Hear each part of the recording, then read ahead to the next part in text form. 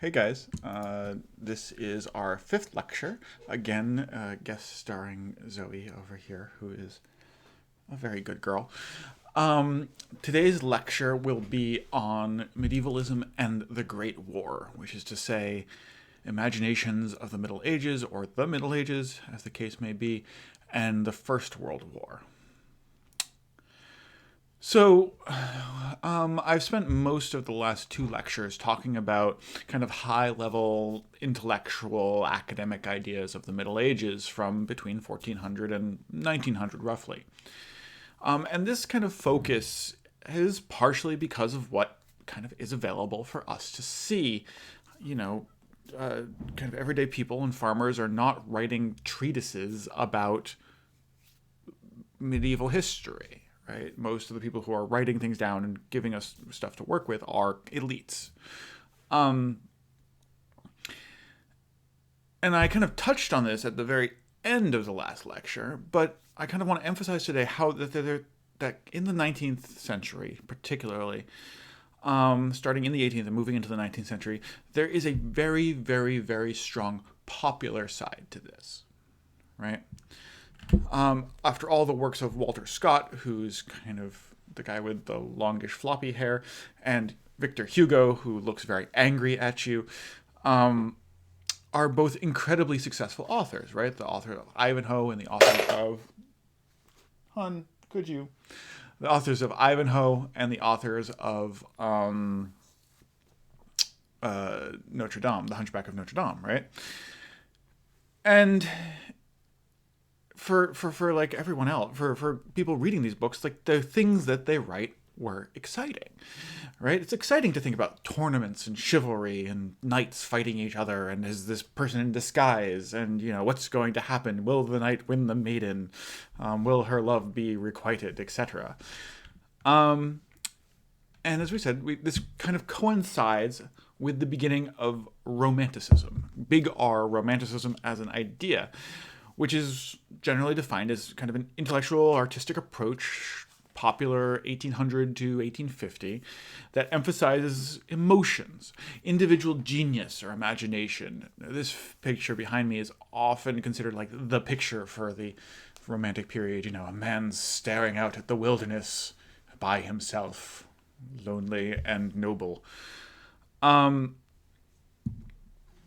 so we see this in kind of both the art, which we talked about a little bit, the pre-Raphaelites, who you see a picture here, very kind of stylized medieval with a very kind of sexualized very white woman kind of pictured in it.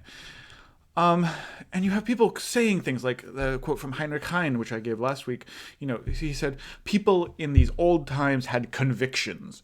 We moderns have only opinions. And it needs more than mere opinion to erect a Gothic cathedral." Right? This is a very kind of romantic idea. Clearly, this knight has more than just opinion, right? He is saving a damsel in distress.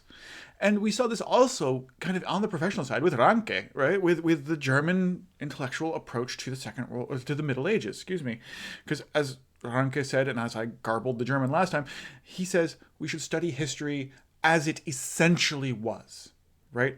As kind of we emotionalize it and we experience it. Very kind of a romantic approach to the study of history, in contrast to the way the Americans kind of understood that, right? Or the English speakers in general actually understood that.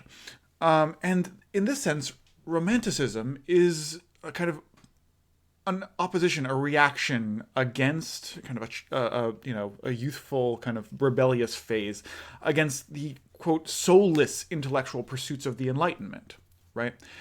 If you remember Victor Hugo, kind of writing at the end of the Enlightenment and the beginning of the Romantic period, when he writes about this book, The Hunchback of Notre Dame, says that this will kill that the book, the Enlightenment book, will kill the cathedral, that opinion will kill opinion will kill conviction, right? In a sense, that rationality will kill emotion. And this is a bad thing for Hugo, right? He mourns the loss of this and the loss of these buildings. And in fact, it's Victor Hugo's kind of writing Hunchback of Notre Dame that made it so that that the Cathedral of Notre Dame didn't fall down. It was in serious disrepair, and writing this book, people started to actually care about whether or not it kind of continued to exist. And combining all this kind of the kind of Enlightenment ideas, this feeling, this emotion, right, this power behind the medieval as a concept, was the importance of memory of the medieval to kind of these national and racial identities, which I have already talked about, which made this form, this kind of this emotional attachment to the Middle Ages extremely popular. And we see this when we read Ivanhoe, right? There was big emotions. There was duty to king and country, right? Sacrifice yourself for the damsel in distress. But I kind of want to point out that this isn't just kind of a memory that happens, right? This is not like, oh, yes, there's these books and we like these things and we like reading about them in fiction. But this really is a way of living your life, a way of understanding the world, that in some senses, the medieval is not dead in the Romantic period. It's just kind of changed, right? And this is kind of what Twain was talking about when he was talking about how Walter Scott started the Civil War, that Walter Scott imparted a culture, right? A medieval culture, right? And this kind of medieval culture, it was particularly kind of strong in a military sense, right? The knight, obviously. And so we see things like the Charge of the Light Brigade, which is a famous cavalry charge that happened in the battles in the Crimean War, which is England versus Russia, more or less, in the 1850s, at the kind of tail end of the Romantic period. And this, if you've heard of this event, you've heard of it because of the famous poem by Alfred Lord Tennyson. And in this poem, Tennyson describes how the Light Brigade, 600 men on cavalry with, mounted cavalry, so knights, essentially, charged headlong into enemy cannon and were all massacred, right? And Tennyson casts this as nobility, right? As knightly cavalry following orders, even though it meant their death, because orders were what mattered, right? These are people with conviction. And I like to compare this to, we will be watching Kingdom of Heaven, the movie Kingdom of Heaven later. And there's a scene in that movie where the main character, Orlando Bloom, is having a conversation with one of the Knights Hospitaller, which is a military order. And he's warning him not to go to this battle. Orlando Bloom is warning the knight, who's his friend, not to go to this battle. He says, no, don't go there. You go to certain death. And the Hospitaller looks at him and says, all death is certain, right? Just in the same way that the members of the Light Brigade would have been, yes, of course we're going to death. That doesn't matter, right? So we have this medievalist idea, this idea of the Middle Ages, which involves this sense of duty, a sense of knightly duty. And although the terminus of the Romantic period, as I said, is usually circa 1850, this lifestyle continues, particularly in Europe and the Americas. And it's true. It continues to be a defining characteristic of kind of Western, broadly culture up until the First World War. Paul Fussell, who's a very famous historian of the First World War, says, quote, certainties were intact. The First World War was the last war to be conceived of as taking place in a seamless, purposeful history involving a coherent stream of time running from past to present to future. That for the people who entered the First World War, they were still, in a sense, part of the Middle Ages and of the things that came before them. And thanks to people like Scott and Tennyson, right, Sir Walter Scott and Alfred Lord Tennyson, the language even that people used to describe their day-to-day life before the First World War, or in the First World War even, was essentially what some have called feudal. That is to say, your friend was your comrade. Your horse was your steed or charger. The people on the trench across no man's land from you were your foe. Right? Kind of medievalizing language. And there's metaphors. Like, we have we saw the picture of La Belle Dame Sans Merci last time. The gaze of a shell-shocked soldier might be compared to the gaze of the guy who's, remember, looking up at the woman who's enraptured him. Medieval helmets, World War I helmets were modeled on medieval exemplars. And kind of in this pre-war period, it was even still possible to manufacture medieval items. Morris and Sons, which is a famous manufacturer of kind of revival materials, like medievalist materials, things that looked medieval, were often commissioned to make fabrics and things that looked medieval, right? In the 19th century fabrics, they looked medieval, and people who bought these fabrics would tear out the actual medieval fabric and replace them with this Morris and Sons production, because that was also an original, right? It made it more medieval to use this 19th century fabric rather than keeping around the faded actual medieval fabric, right? And this is also the period we see immense reconstruction of medieval sites. The works of Viollet le Duc, who's the guy who built the big spire on top of the Cathedral of Notre Dame, which, when you saw kind of the fire at Notre Dame, that spire collapsing inwards, that was in fact a 19th century spire. It's not original to the cathedral. He also did some questionable restorations to a bunch of other sites, including the castle at Carcassonne in France and things like that. He made them look more medieval to the idea of the Middle Ages in the 19th century, by and large. And this is also the period where we see kind of Gothic revival architecture, right? Embracing the idea of a Gothic aesthetic as Germanic, as Anglo-Saxon, as part of the progress of human history, right? Goths, right?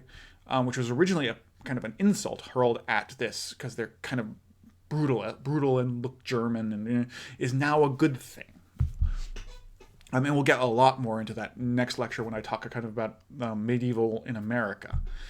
And as you can kind of have seen behind me, the recruiting posters for the First World War are intensely medieval, right? In German, in English, in, well, I don't have a French exemplar here, but, you know, you have this American one that says Joan of Arc, same France. Joan of Arc is a saint. She's Saint Joan of Arc, is made a saint in actually 1921, right? She's a medieval saint who's made a saint in the First World War. And you can see the vast importance of the Middle Ages in kind of the idea of what's going on here. And so it is entirely fair to say that soldiers in the First World War essentially had, at least at its beginning, a medieval outlook. Their language, their clothing, the metaphors available for them to describe their experiences were medieval. No less of a historian than Marc Bloch, who I have mentioned in the first lecture. He was the one who was murdered by Nazis, who himself was a soldier in the First World War, called the trenches, quote, an approximation of the psychological atmosphere of the Middle Ages. To travel up to the front line was, in the words of Siegfried Sassoon, quote, to make an ironic pilgrimage to the front. And Sassoon's quote kind of gives us a hint as what's going on here, because that's how the Middle Ages died, which is to say, ironically. Right? Irony, as it's traditionally defined, is when reality is, quote, deliberately contrary to expectations. Right? And so the brutality of trench warfare showed this kind of medieval world that these people were living in to be fantasy, right? And this is a very famous picture of trench warfare from the First World War, of this man who's been shelled for 48 hours, and he looked like some sort of goblin, right? Crouched down and smiling in a very strange way. It's one of the most famous photos of the First World War. Right? The knightly cavalry, the charge of the Light Brigade, was annihilated at the first go in the First World War.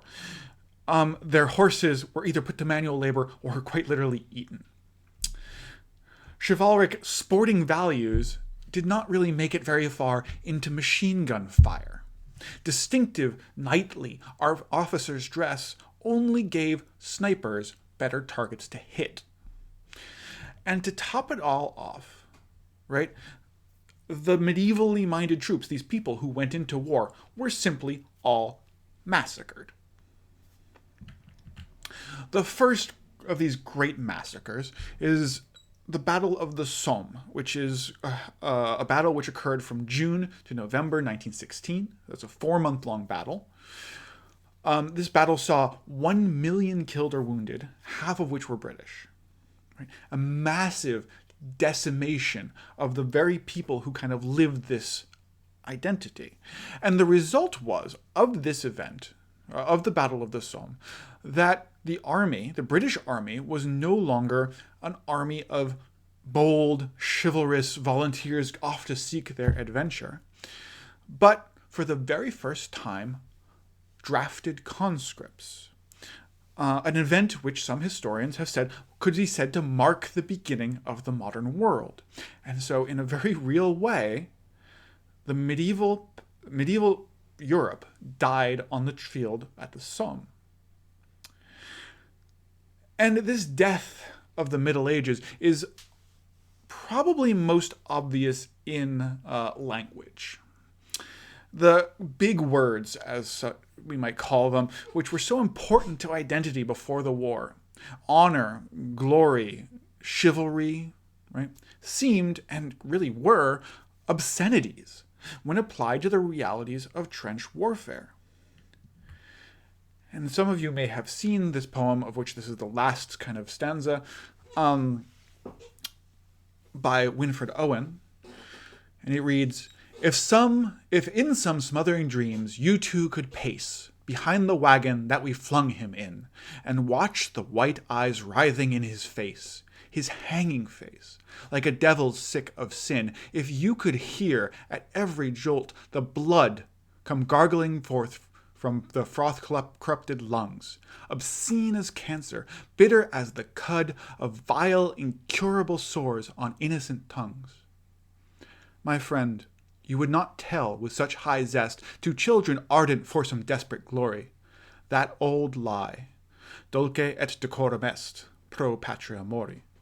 And of course, this last line in Latin means it is sweet and right to die for your country, right? This classicizing, this ancient ideal, this knightly ideal is a lie with a capital L. These words do not make sense. These words are obscene, bitter. In the words of one historian, the First World War forced people to realize that only in fairy tales do defeated dragons die. And those who lived through the First World War, through the Great War, were aware that it had destroyed some continuity with their past. I mean, this is, in some sense, demographically evident. There is a missing generation, a lost generation of the millions who died in the First World War. It was a demographic imprint, the likes of which Europe had not seen since the Black Death in the 1350s, right? 500 years before. But there's also a cultural break. The past was, in a sense, less present. All that romantic art of medieval subjects kind of ceased to become popular. Statues of medieval figures were kind of shunted off into storerooms and things like that. And kind of also culturally, things like C.S. Lewis, who wrote the Chronicles of Narnia, observed in a speech in the 1950s that there's a greater gap between kind of the poems that happened before and after the Roman Empire. Sorry, there's a greater gap between Beowulf, right, medieval poem, and The Wasteland, a post First World War poem, than there is between poems before and after the decline of Rome. That if one wanted to find a man who did not know Latin, though his father did, he might better be found in the 20th century than the 5th. right? That there was a cultural gap. People stopped learning about the past, stopped learning the languages of the past that had been preserved up until this point. And this cultural shift was also evident in how people talked about and thought about medieval items. Before, as I kind of just said, reproductions could happily replace what we would now see as genuine medieval items, right? After the First World War, authenticity was in the history of the items. And one of the greatest examples of this I've found is that the cathedral at York in England was damaged very heavily during the First World War. And before the First World War, they would have just gotten lead somewhere to rebuild the roof. After the First World War, they could only figure out how to repair it by going to the former monastery at Rievaulx nearby, which had been kind of a ruin for a while, and taking the medieval lead from its roof and using it to repair the cathedral at York. Now, this isn't to say that the medieval ceased to be important, right? The medieval, in fact, was an incredibly important framework to remember things that happened before the war and those who died in the war. For example, after the war, no less than Winston Churchill, Prime Minister of England during the Second World War and many other things besides, falsely remembered that a Battle of Omdurman, which is in 1889, I think, was one. He remembered that when he was writing down like the history of this battle, he wrote it down as the victory was caused by a cavalry charge, right? A medieval style knights on horseback, kind of modernish version of that, charging into the enemy lines and driving them off. And in fact, what actually won the battle was machine guns. And the monuments to war dead from the First World War were often medieval. And they were usually integrated into existing buildings rather than kind of new medieval constructions, right? I believe this is the next slide. Yes. So, for example, this, which you see behind you, is the burial of the unknown soldier. We know the tomb of the unknown soldier. It's in Arlington Cemetery. We have one too. The one for England is in Westminster Cathedral in the medieval heart of London.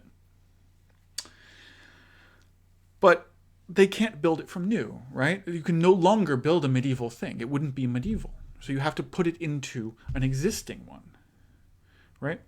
But it's really important to remember, too, that these are not, right, this is not a lived medievalism anymore. These are memorials for the dead. And the dead are kind of located now in a stable spot, and that spot is stable because it's in the past. And I want to emphasize, kind of what I'm trying to emphasize here is that this was a medievalism, that is to say, a way of remembering the Middle Ages, which did not pertain to the present anymore. Right? Memorializing the dead through the medium of the Middle Ages relocated the medieval into history, right? And if we contrast, for example, the medieval tomb, which you see behind this kind of burial in a medieval place, versus the lived reconstruction, which happened in the 19th century, for example, of the tournament which we've read about in Ivanhoe at Eglinton in 1839, where every single detail you read about in Walter Scott, they did, right? They tried to make it as accurate as possible to this vision that Walter Scott projected. And in this way, many people have observed that literature and popular culture in the West moved from a myth-dominated world, right? There could be medieval chivalrous knights in the world, like mythical world, right? To a demythologized one. A world which thought that that previous way of thinking was childish. But this had a corollary. If the actual Middle Ages is over, the pieces that continue need to be acknowledged as legendary, as mythical. We'll get more into that. That might not make entirely a lot of sense right now. We're just going to try to explain that. That is, the popular idea of the Middle Ages was so strong that it needed to be translated into fantasy, right? And that translation into fantasy allowed it to survive, right? Examples, again, of these legendary figures: St. George, Joan of Arc, Richard the Lionheart. In fact, I've mentioned before that Walter Scott did not have a really great opinion of Richard the Lionheart. He thought he was kind of a powerful warrior, but a crap king. And it's in this period, in this post-First World War period, that people start forgetting that kind of that Walter Scott's opinion was kind of the opinion of medievalists, of people who knew their medieval history for most of the 19th century. After the First World War, he becomes kind of remembered as a good king. And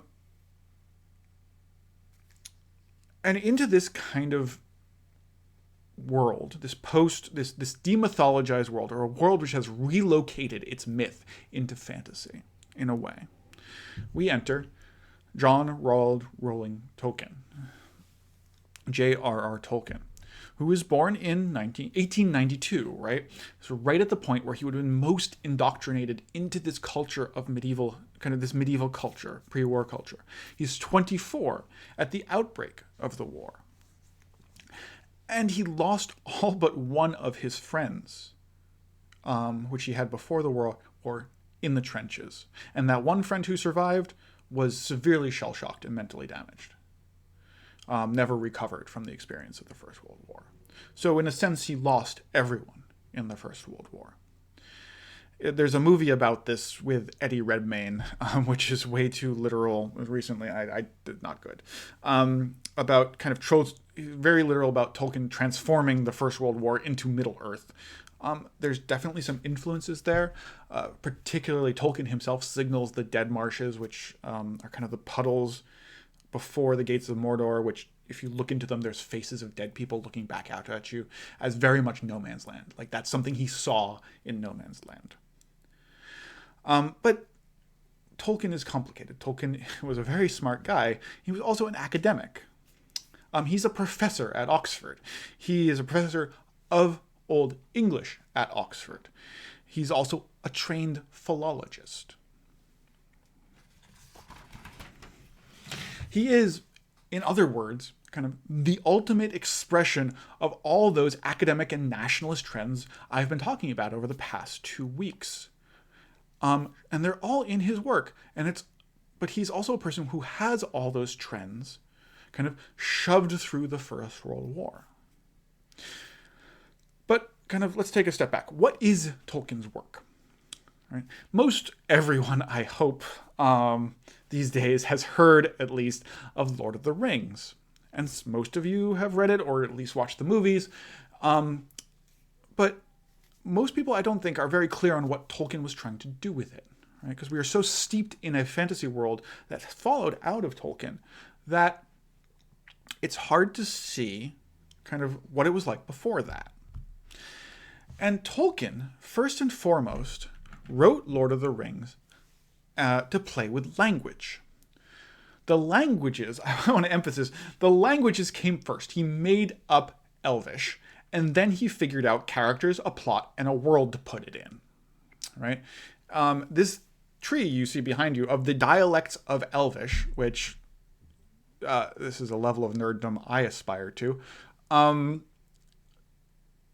is a linguistically accurate tree. It follows the descent of Northern Sindarin from primitive Quendian, follows all the rules of language, right? It follows all linguistic rules and transformations. It's a logical system that works by the same rules as modern day things. And he also used this as a way of solving linguistic mysteries. One of his favorite words is this word ond, O-N-D. And this word occurs all over Lord of the Rings. It's in Gondor, for example. And it means stone. And ond is an interesting word because it's a real word. It's the one one surviving example of pre-Brythonic speech. That is the stuff that was spoken in the British Isles before the Romans came. And no one knows where it came from before that, right? It's this word which came from nowhere. And so by putting it into Lord of the Rings, right, with On being stone in the world of Lord of the Rings, he's given the word a history, right? And that's the second thing that Tolkien was trying to do. That Middle-earth, right, the world of Lord of the Rings, was a legendary past for our Earth. In his second edition of Lord of the Rings, he said he prefers history, true or feigned, to kind of allegory or myth. To allegory. We'll just keep that aside.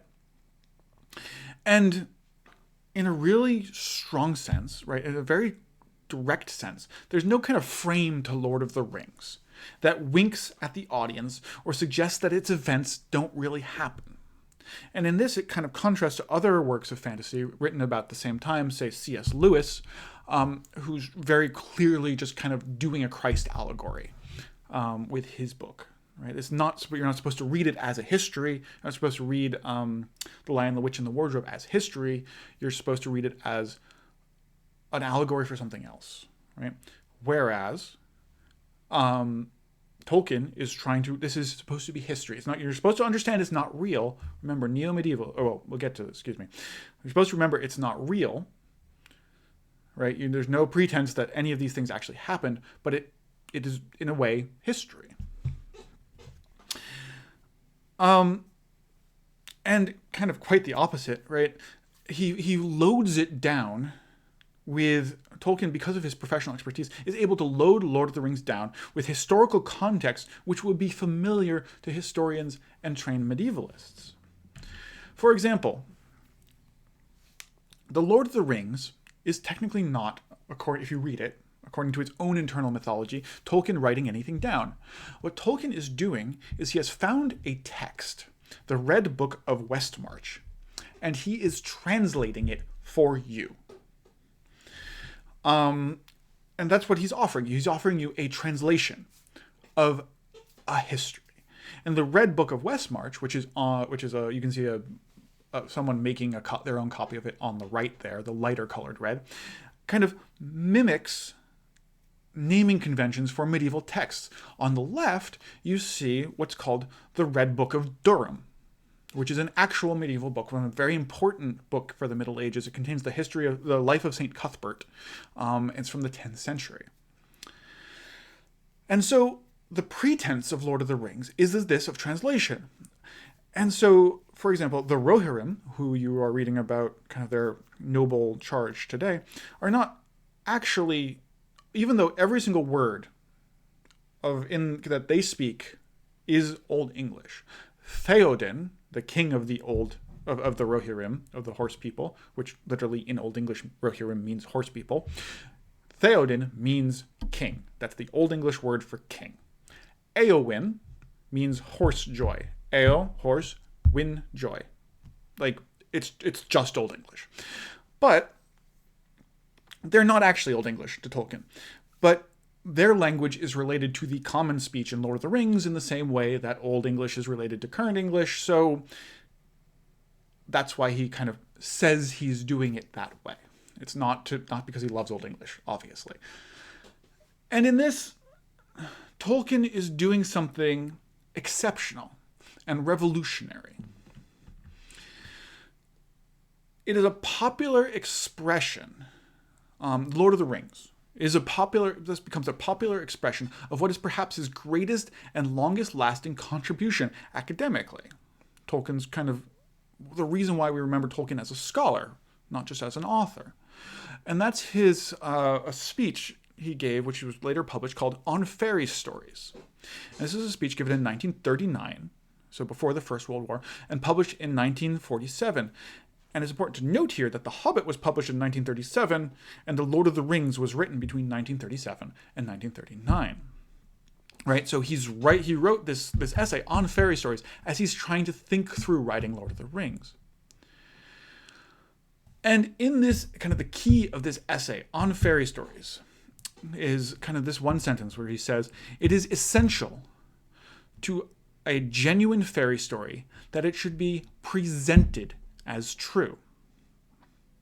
And this is truly a new way of looking at medieval texts like Beowulf, which was kind of the source of one of his favorite texts, which is previously they were just kind of things to mine philologically, right? Not these kind of fake stories that everyone knew was fake, and we don't want to think they're not literature. They're just kind of things that we can use to find out information, right? And Tolkien is saying that no, treat these stories as real, right? Treat these stories as you would The Great Gatsby, or as a work of literature. But in doing this, in making this move, in making this argument that you need to present kind of these mythological, that these mythological stories can be true, right? Tolkien is separating truth and reality, right? He is dividing, like, what is real, what has actually happened from what is true. And this is he's done this academically through this essay on fairy stories, but he has also done it in popular culture through the massive popularity of Lord of the Rings. Lord of the Rings is the second most published book in the world after the Bible. And in the process of doing this in Lord of the Rings, he uses his academic skill and his academic authority to do it. One of the reasons why Lord of the Rings works so well as a feigned history is because Tolkien was such a good medievalist. And he did this in a world which, as I have said, had just been suddenly and violently ripped from a myth-dominated to a demythologized one. Right?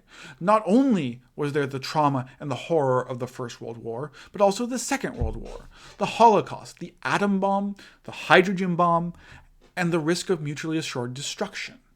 Right? The wish that the world was going to go up in a mushroom cloud. It's not a world where kind of this medieval ideal, this kind of chivalric ideal, could any longer exist as a lived experiential reality. And so Tolkien, through writing The Hobbit and Lord of the Rings, gave that medieval a new home, which is to say, fantasy. Right? Tolkien kind of starts what we would now call as fantasy. But remember, it's a fantasy, it's a fake thing, an acknowledged fake thing that should be presented as true. And thus, Tolkien is the midwife, as it were, for what academics have taken to calling neo-medievalism. That is, if pre-war period, if the first period before the First World War was medievalist, with the still living legacy of the Middle Ages, this is now a transformation of that legacy. A transformation or a use of memory, which acknowledges that it was made up and fictional, right? And nevertheless asserts that it has rules and a logic which must be followed, that it is true, right? It has never happened, but it is true. A fantasy, in the words of one kind of definition, neo-medievalism is a fantasy of the medieval created with forethought, right? It's not a kind of a homegrown myth, it's deliberately done. And some of the examples of this neo-medievalism, are things like kind of Lord of the Rings nerds, right? People who know, I accuse myself in this, people who know far too much about the exact kind of history and way the Lord of the Rings works. People who have started to teach themselves Elvish. I am not that crazy. But also kind of goes into things like The Witcher, which some of you have probably seen on Netflix, where The Witcher is an obviously fictional world, right? It is a world with quite clearly has medieval kind of ideas around it, right? Swords, knights, armor, dragons, monsters, right? But the dragons and monsters make it not real. We know that. But kind of when people, for the video games, people were when the video games came out, there was a massive outcry because the video game developers put a couple black people into the Witcher video games. And we'll talk a lot more about this later, but they declared that this was ahistorical, that The Witcher theoretically takes place in a kind of a fake medieval Poland, right? That there wouldn't have been black people in 14th century Poland, right? But the Witcher video games also have potatoes, which also wouldn't have been in 15th century Poland because, potatoes come from America. As you can see here, like the point of that I want to harp on now, rather than the more complicated stuff we're going to get into later, is that these people thought that this fictional world had rules and were angry at this fictional world, these people for violating what they saw would be the rules of this totally made up thing, right? This is neo-medievalism in full force. And so we might also contrast, kind of in the same vein, the meticulous reconstruction, trying to be as accurate as possible to the medieval past they imagined, of that tournament from Ivanhoe. Again, this kind of meticulous reconstruction of the tournament from Ivanhoe in 1839 with something like LARP, right? Live action role play, which I see behind me. This is, I believe, Warhammer 40K. None of this armor that you see on this is in any way, first of all, functional, or second of all, has any sort of medieval whatever to it. But there's rules. Or King Richard's Fair, right? Which is an acknowledged fake thing, but you have to engage with it in a certain way or you're wrong. And we're going to spend a lot of time this semester with neo-medievalism and talking through its permutations and how it's influenced kind of the way we think now, both academically and kind of popular culture, both popular culture and academically, in fact. And because this kind of neo-medievalism has a mutual, long-lasting relationship with academic medieval studies. In some ways, it defines medieval studies by its opposite. Right? Medieval studies is just trying to avoid being neo-medievalist and therefore comes out as this weird thing. And this is exceptionally true as we start to talk about race. And with that, I will see you next lecture.